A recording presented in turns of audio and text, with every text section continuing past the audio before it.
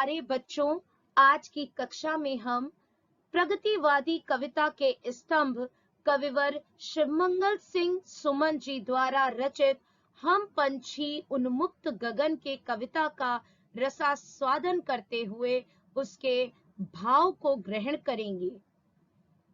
कविवर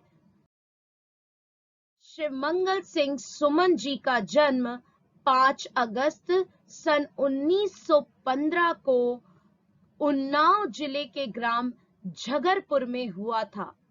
इनकी प्रारंभिक शिक्षा भी उन्नाव में हुई। विक्टोरिया कॉलेज ग्वालियर से इन्होंने बीए तथा काशी हिंदू विश्वविद्यालय वाराणसी से एमए डीलिट की उपाधि प्राप्त की और फिर ग्वालियर, इंदौर और उज्जैन में अध्यापन कार्य किया। दिल का दौरा पड़ने से 27 नवंबर 2002 में इनका निधन हो गया। श्री शिवमंगल सिंह सुमन जी ने हर विधा में काव्य रचनाएं करते हुए हिंदी साहित्य कोश की वृद्धि की। इनकी कुछ प्रमुख रचनाएं इस प्रकार हैं। कविता कोश से हिल्लोल, जीवन के गान, प्रलय सृजन, पर आंखें नहीं भरी, विंध्य हिमालय, मिट्टी की बारात, वाणी की व्यथा, कटे अंगूठों की वंदन वारें आदि। इनकी मुख्य गद्य रचनाएं हैं महादेवी की काव्य साधना, गीति काव्य, उद्यम और विकास। इन्होंने प्रकृति पुरुष कालिदास नामक नाटक की रचना भी की। सुमन जी को अनेक पुरस्कारों से सम्मानित किया गया। कुछ उल्लेखनीय पुरस्कार तथा सम्मान इस प्रकार हैं। सन 1974 में इन्हें अपनी रचना मिट्टी की बारात के लिए साहित्य अकादमी पुरस्कार तथा 1993 में भारत भारती पुरस्कार से सम्मानित किया गया। सन 1974 में ही इन्हें भारत सरकार ने पद्मश्री से विभूषित किया। सन 1993 में मध्य प्रदेश सरकार ने इन्हें शिखर सम्मान से नवाजा। सन 1999 में इन्हें पद्म भूषण से नवाजा गया। इनकी कविता हम पंछी उन्मुक्त गगन को पढ़ने से पहले उसका परिचय देखते हैं। कवि ने इसमें स्वतंत्रता के महत्व को समझाया है। कविता में पिंजरे में कैद पंछियों के माध्यम से परतंत्र प्राणियों की व्यथा वेदना को शिवमंगल सिंह सुमन जी ने बखूबी दर्शाया है। कविता का पहला अनुच्छेद है, हम पंछी उन्मुक्त गगन के पिंजरबद्ध न गा पाएंगे, कनक तीलियों से टकराकर पुलकित पंख टूट जाएंगे। इसका भाव है कि पंछियों को खुले आकाश में उड़ना पसंद है। यह उनकी स्वाभाविक प्रवृत्ति है, क्योंकि ईश्वर ने उन्हें पंख प्रदान किए हैं। वे कहते हैं, पिंजरे में कैद रखने से वे मधुर गीत नहीं गा पाएंगे, क्योंकि गीत तो खुशी में गुनगुनाए जाते हैं और पिंजरे में वो खुशी उन्हें नहीं मिलती। भले ही सोने के पिंजरे में उन्हें बंद किया गया हो, तो भी आनंद से भरे हुए उनके पंख सोने की सलाखों से टकराकर टूट जाएंगे। यहाँ पुलकित पंख से तात्पर्य आनंद से भरे पंखों से है और उन्हें आनंद खुले आकाश में उड़ने से मिलता है। पिंजरे में बंद होने की स्थिति में तो उनके पुलकित पंख सलाखों से टकराकर टूट जाएंगे। कविता के दूसरे अनुच्छेद को देखते हैं।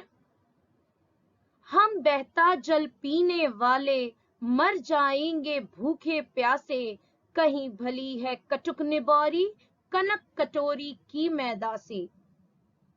इन पंक्तियों का भाव है कि पंछियों को बहता जल पीना अच्छा लगता है, ये उनकी आदत है। सोने के पिंजरे में मिलने वाला मीठा पानी उन्हें अच्छा नहीं लगता। उन्हें आजाद रहकर नीम के कड़वे फल खाना सोने की कटोरी में मिली मैदा से अधिक रुचिकर लगते हैं, क्योंकि पराधीनता में मिली सभी प्रकार की सुविधाओं से कहीं अच्छी उन्हें अपनी स्वतंत्रता लगती है। फिर बात चाहे पक्षियों की हो या मनुष्यों की। इसी प्रकार मनुष्य को भी गुलामी के सुविधा युक्त जीवन से कहीं अधिक प्रिय उसकी स्वतंत्रता होती है, उसकी आजादी होती है। तीसरे अनुच्छेद को देखते हैं। स्वर्ण श्रृंखला के बंधन में अपनी गति उड़ान सब भूले, बस सपनों में देख रहे हैं तरु की फुनगी पर के झूले। इन पंक्तियों में पक्षी कह रहे हैं कि पिंजड़े में बंद होने के कारण वे अपनी रफ्तार और उड़ान भरने की कला को भूल चुके हैं। वृक्ष की सबसे ऊंची डाली पर बैठकर झूला झूलना तो मानो उनके लिए अब सपना बनकर रह गया है। आगे की कड़ी देखते हैं। ऐसे थे अरमान की उड़ते, नीले नभ की सीमा पाने, लाल किरण सी चोंच खोल चुगते तारक अनार के दाने।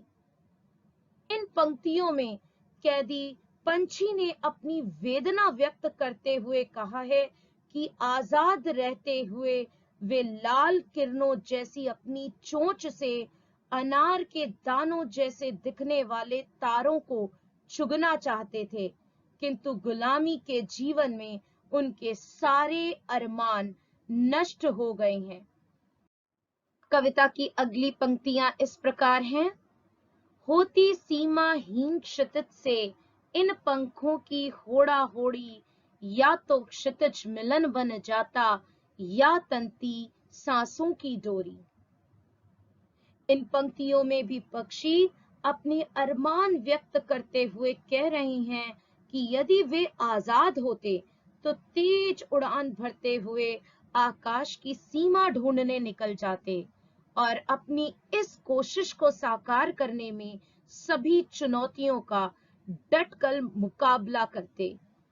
फिर या तो क्षितिज के अंतिम छोर तक पहुंचकर ही वे दम लेते, या नहीं भी पहुंच पाते तो ऐसे में उन्हें प्राण गंवाने का इतना कष्ट नहीं होता जितना परतंत्र रहकर जीवन जीने में होता है। कविता की अंतिम पंक्तियों को देखते हैं।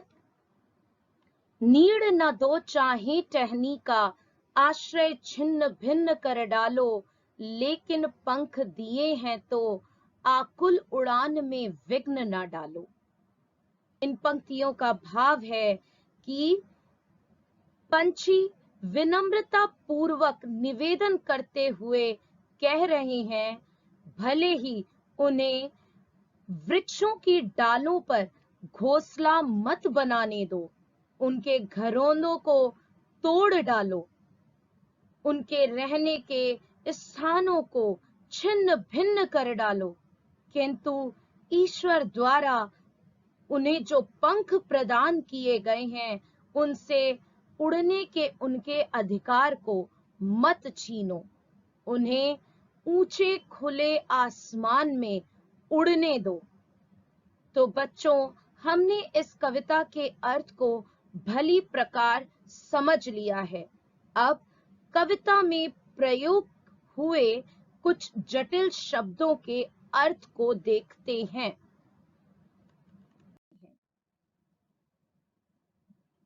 उन्मुक्त का अर्थ है आजाद, पुलकित, खुश, कटुक, कड़वा, निबौरी, नीम का फल, कनक तीलियां, सोने की सलाखें।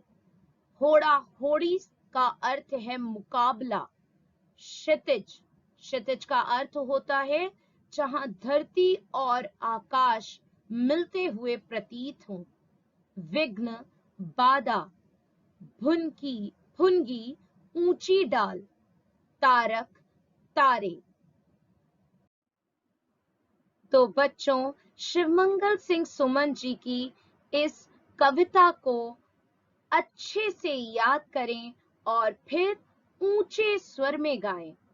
बच्चों, ये कविता मेरे मन के बहुत नजदीक है। उम्मीद है कि इसने आपके मन को भी छुआ होगा। बच्चों, आपके लिए अभ्यास कार्य भी है।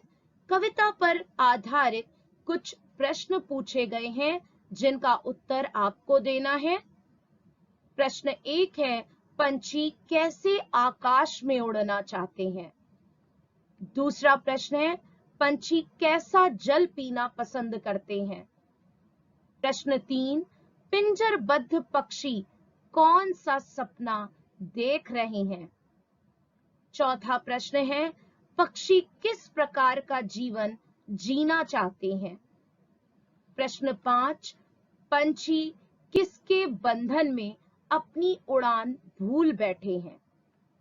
छठा प्रश्न है, कविता की अंतिम पंक्तियों में पंछी क्या निवेदन कर रहे हैं? और सातवां प्रश्न है, हम पंछी उन्मुक्त गगन के कविता के कवि कौन हैं? तो बच्चों, आज की कक्षा में इतना ही। धन्यवाद।